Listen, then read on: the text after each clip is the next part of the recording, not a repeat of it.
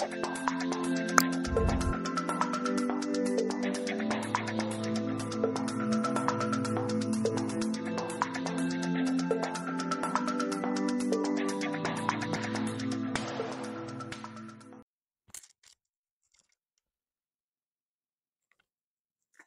σας, γεια σας. Λοιπόν, θα ξεκινήσω με τη μία γιατί μου είναι πάρα πολύ δύσκολο αυτό που κάνω αυτή τη στιγμή. Είμαι εδώ γιατί αποφάσισα ότι δεν μου φτάνει ο χρόνος στα μονόλεπτα, στο Instagram και στο TikTok. Οπότε ήθελα να απλώσω την κουβέντα περισσότερο για πράγματα που μπορεί να σας ενδιαφέρουν ή έστω για πράγματα που θα με ενδιαφέραν εμένα να έχω δει και που δυσκολεύτηκα να αναζητήσω τέλος πάντων τόσα χρόνια στο ίντερνετ και δεν τα έβρισκα. Θέλω να πω ότι μετά από 1000 δικαιολογίες που έλεγα στον εαυτό μου, γιατί εδώ και πάρα πολύ καιρό θέλω να κάνω YouTube, αλλά ολώνω.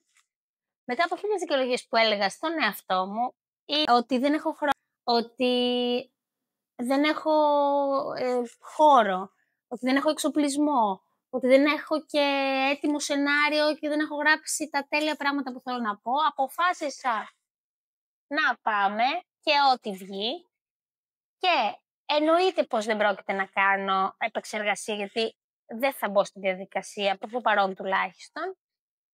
Ούτε περίμενε να δεις πάρα πολλά λοιπόν, πάρα πολλά τι ήθελα να πω και πάρα πολλά δεν ξέρω σαρδάμι ή οτιδήποτε, αλλά ό,τι είναι τώρα. Θα δούμε πώς θα πάει. Το βλέπω σαν challenge για να εκπαιδευτώ στην πλατφόρμα του YouTube και να εκπαιδευτώ να μιλάω σε κοινό για πράγματα που με ενδιαφέρουν πολύ και που ελπίζω να ενδιαφέρουν κι άλλους. Ένας ακόμα λόγος που δίσταζα είναι ότι έχω 4 παιδιά και τα 2 πάνε γυμνάσιο. Οπότε έχω ένα άγχος πώς τους εκθέσω. Μήπως με δει κάποιος γνωστός ή φίλος τους από το σχολείο και τα παιδιά μου φανεί cringe αυτό που κάνω. Θα αντιπαρέλθω και θα ασχοληθώ με αυτό που με ενδιαφέρει εμένα. Είμαι εδώ γιατί πραγματικά θέλω πάρα πολύ να μοιραστώ πράγματα που με έχουν βοηθήσει και σε διαχείριση χρόνου και στα επαγγελματικά μου που δουλεύω από το σπίτι και σε άγχη και σε προβληματισμούς που έχω με τα παιδιά. Εννοείται ότι τα κάνω όλα λάθος και έχω 1000 τύψεις για 1000 πράγματα και μετανιώνω και συζητάω και ξανασυζητάω. Τα δουλεύω και πράγματα που με έχουν βοηθήσει θέλω να τα πω. Αυτός είναι και ο λόγος που έχω παρουσία στα social media. Όσον αφορά λοιπόν την καθημερινότητά μου με τα παιδιά και όλη την καθημερινότητα μιας μαμάς που δουλεύει από το σπίτι, συζητάω εδώ. Θα ήθελα πάρα πολύ και θα το κάνω σε επόμενη φάση, γιατί έχω σκοπό να ανεβάσω και πολλά βίντεο, να μου πείτε κι εσείς ερωτήσεις που θέλετε να απαντήσω και γενικά θέματα που θα θέλατε να συζητήσουμε. Στην αρχή θα επικεντρωθώ σε πράγματα που με έχετε ήδη ρωτήσει τόσο καιρό στο Instagram, που γενικά έχουμε φτιάξει έτσι ωραία κοινότητα, πολλές μαμάδες και όχι μόνο και μιλάμε πολύ ωραία.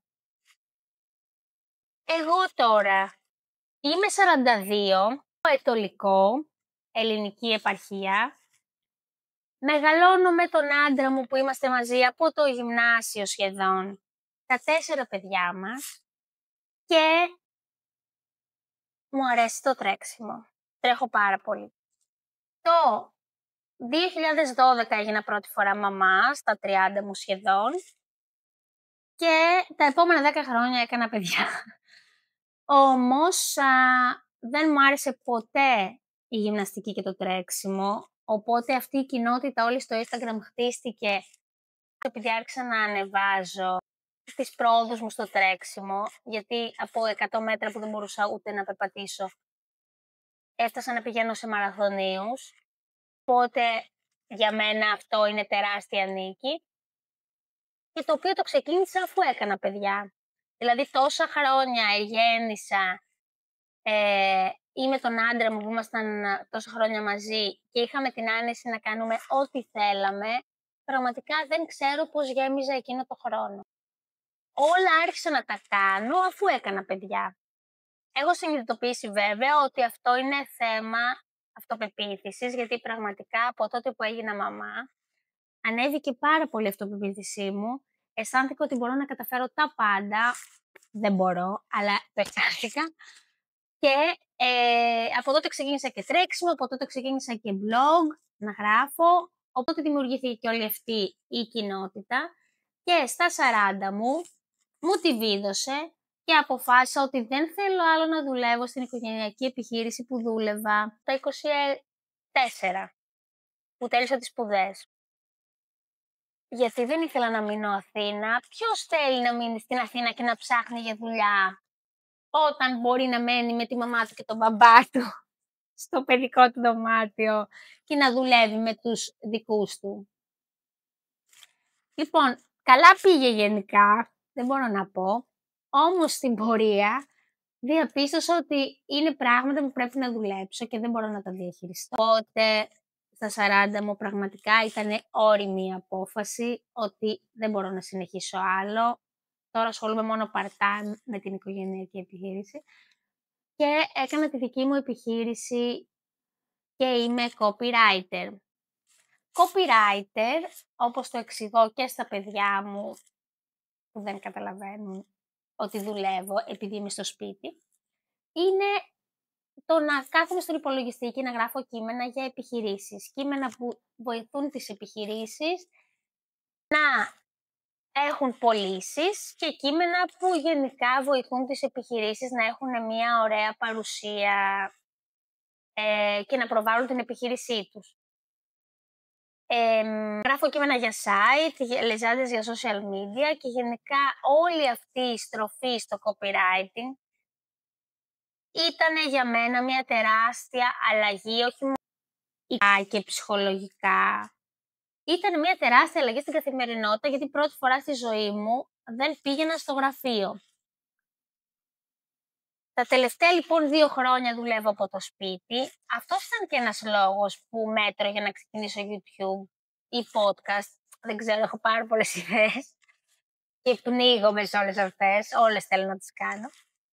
Αυτός ήταν και ένας λόγος, γιατί πραγματικά έκανα πάρα πολύ κόπο, αγγλικές σελίδες και τέλος πάντων εξωτερικό και ChatGPT full κουβεντολόι, μέχρι να βρω τι θέλω ακριβώς να κάνω και τι μου αρέσει και τι μπορώ να προσφέρω και τι δυνατότητες έχω.